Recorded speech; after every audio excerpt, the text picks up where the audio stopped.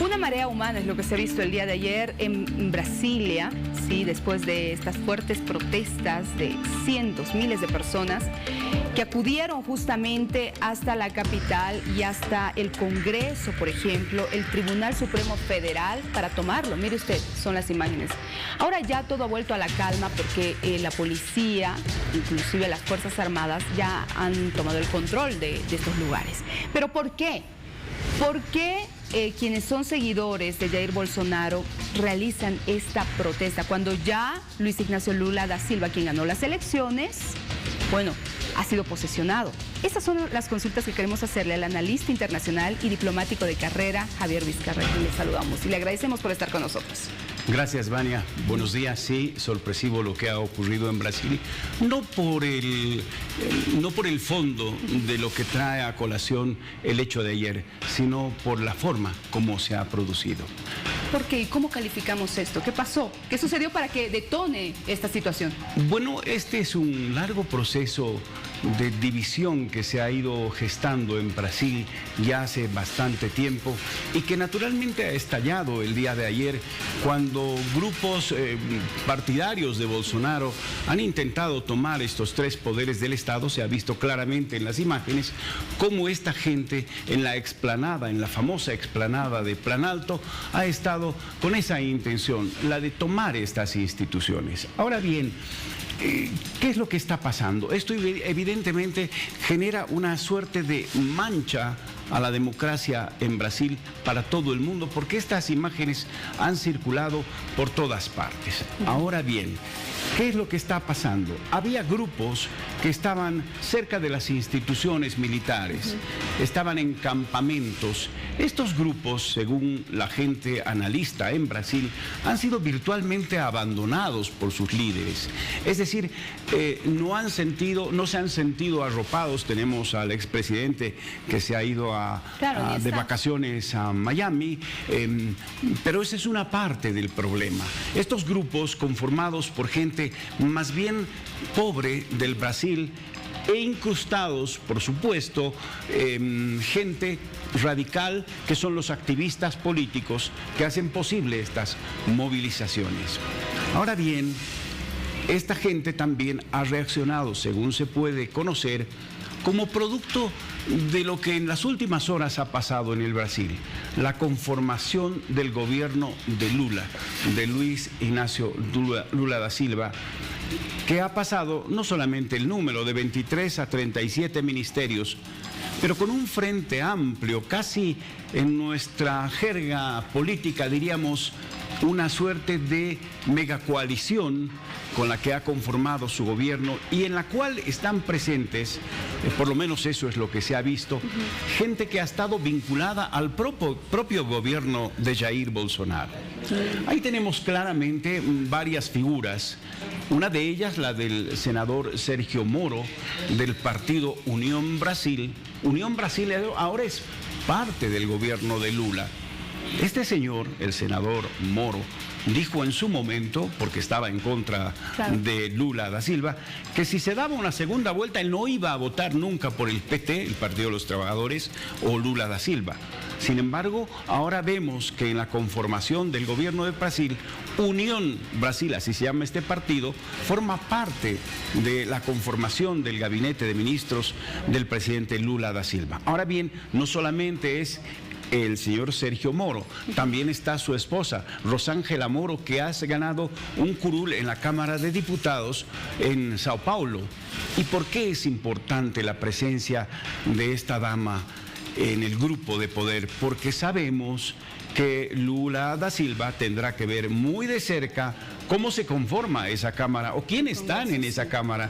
No nos olvidemos que en los años 90, después de la mitad de los 90, se produce el impeachment contra Dilma Rousseff y ese impeachment nace necesariamente en la Cámara de Diputados. De modo que Lula da Silva lo sabe y tiene que controlar la Cámara de Diputados. Tiene que cuidarse, sí, es verdad. Ahora, ¿va a ser un gobierno radical de izquierda o cómo lo ve? ¿Cómo lo analiza? Bueno, primero partamos de un hecho que es claro. Esta polarización que no solo se da en Brasil, y no producto de las elecciones donde hay un margen entre los dos candidatos de apenas 2% de 120 millones de votantes, de gente que ha votado, cerca de 2 millones es la diferencia, próximo al 2%, no es producto de eso, sino que hay una suerte de enfrentamiento entre las dos facciones, llamémosles de izquierda y de derecha, que no solo se produce en Brasil, ha ocurrido en varias partes del subcontinente, el caso de Brasil concretamente. Hoy en Bolivia también estamos viviendo una parte de esa ola de confrontación, una polarización que está lastimando los principios básicos de la democracia, y eso es peligroso. Ahora bien, tú preguntas, ¿cuál va a ser el comportamiento de Lula hacia adelante? Yo creo que el mismo que Boric, el mismo que Petro, es decir, con mayor pragmatismo que un seguimiento estricto de una ideología que a veces no lleva a buen puerto. Es decir, seguramente Lula da Silva va a tener buenas relaciones con Estados Unidos. Lo hemos visto. Claro que sí. Y buenas relaciones con todos los actores internacionales. No se va a encuevar, como el caso nuestro, en grupos solamente de relaciones internacionales con determinados sectores o países o actores internacionales. No va a destruir su servicio diplomático. Ahí tenemos claramente quien ha sido elegido como canciller, el señor Vieira, que es un viejo diplomático, un hombre de cerca de 70 años, conocedor del mundo diplomático, que seguramente va a hacer que su país adopte una posición clara, pragmática en el mundo y tenga relaciones con todos los países, estados y actores internacionales, no como nuestra Cancillería, destruida, abandonada y carente de un grupo de profesionales que pueda apoyar los intereses propios del Estado. ¿Esta situación puede calmarse y cómo en Brasil? ¿O es que ya con la toma de las instituciones, justamente estos poderes de la policía, las Fuerzas Armadas, ya todo vuelve a la normalidad? ¿O va a continuar? Bueno, no creo que esta situación de convulsión se pueda seguir avanzando como en otros casos. Pareciera ser una irrupción de ayer domingo muy fuerte, que tendrá seguramente más adelante algunas otras reacciones, pero ya la decisión del presidente Lula da Silva de adoptar esta medida de intervención federal. ¿Qué es eso? ¿Qué es la intervención federal? La intervención federal es una medida que está contemplada en la Constitución Política del Estado del Brasil, una constitución relativamente nueva del año 98. Esta medida le permite al gobierno central, para decirlo así, porque los estados se manejan independientemente en un estado federal, adoptar medidas que en este caso les debería corresponder a los propios estados, pero con la intervención federal, el gobierno central adopta esa prerrogativa y asume, en este caso, las decisiones sobre la seguridad del Estado. De ahí es que hay una intervención de las fuerzas del orden muy fuerte, que no solamente ha frenado de manera sencilla el ingreso de esta gente a Planalto, sino que seguramente va a tranquilizar a la población. Muy bien, le agradecemos mucho por estar con nosotros y para cerrar nada más, por favor, esta semana va a ser decisiva ya en nuestro país con los conflictos que se viven. Bueno, es una semana que no solamente en Santa Cruz, ya el tema que temía el gobierno de esa especie de dominó en el país, ligeramente comienza a atisbarse el caso Cochabamba, el caso Potosí, en La Paz un poco menos, pero ya alguna gente ha salido a manifestarse. Santa Cruz es una región donde la gente ha asumido esta situación, no solamente como una defensa propia del gobernador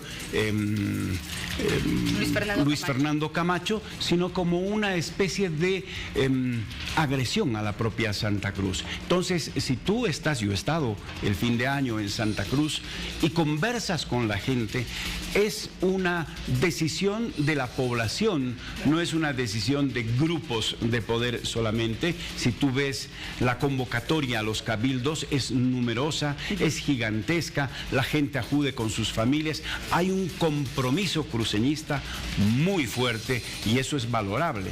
Ahora bien, esa polarización que existe tiene que llegar a solucionarse. Yo creo que algunas personas decían el diálogo es la mejor forma. Sí, claro que sí.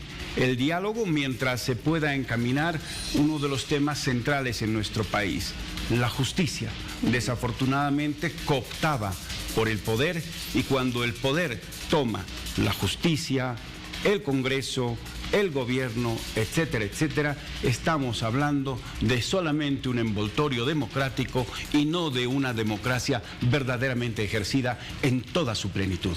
Gracias a don Javier Vizcarra, analista internacional, diplomático de carrera, además, por hablar acerca de estos dos temas, tanto el conflicto en Santa Cruz como también lo que ha sucedido este fin de semana en Brasil. Que tenga un buen día, que le vaya muy bien. Gracias, Vania, un placer. Igualmente, continuamos.